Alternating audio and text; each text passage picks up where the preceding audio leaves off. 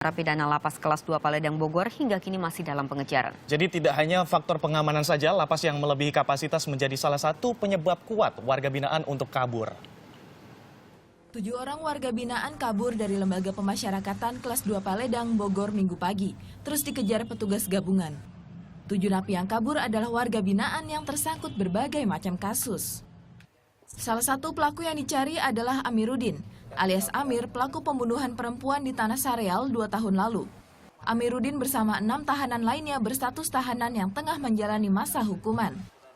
Selain upaya yang lain, mungkin kami juga dari Polsek dengan arahan dari Kapolres bekerjasama untuk mencari juga ke wilayah yang lain dengan melibatkan unit operasional Polsek dengan petunjuk langsung dari Polres Bogor Kota. Kurangnya petugas dan minimnya peralatan pemantau di lapas membuat lapas yang dihuni hampir 1.000 narapidana itu rawan kaburnya warga binaan. Kondisi ini menjadi masalah yang besar di hampir setiap lapas di Indonesia.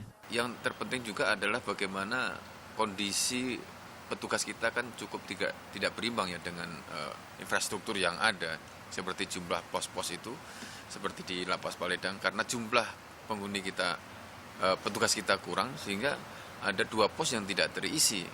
Karena untuk mengawasi 1 blok saja atau 2 blok ini itu hanya 1 orang yang seharusnya minimal 1 blok 2 orang. Selama ini Lapas Kelas 2 Paledang dijaga oleh 100 petugas. Namun saat kejadian, petugas yang berjaga hanya berjumlah 10 orang. Tak hanya pengamanan, lapas yang berpenghuni melebihi batas menjadi salah satu penyebab kuat warga binaan untuk kabur. Adanya gesekan antar narapidana bisa kerap terjadi. Untuk itu pemerintah wajib mengutamakan pembangunan lapas baru dan penambahan petugas dan teknologinya. Memang kalau dilihat dari kapasitas yang ada sekarang, kita ada kekurangan kurang lebih sekitar antara 200 sampai 250 lapas. Nah, ini menjadi tugas bersama dan memang berat bagi kita karena APBN kita kan sangat terbatas.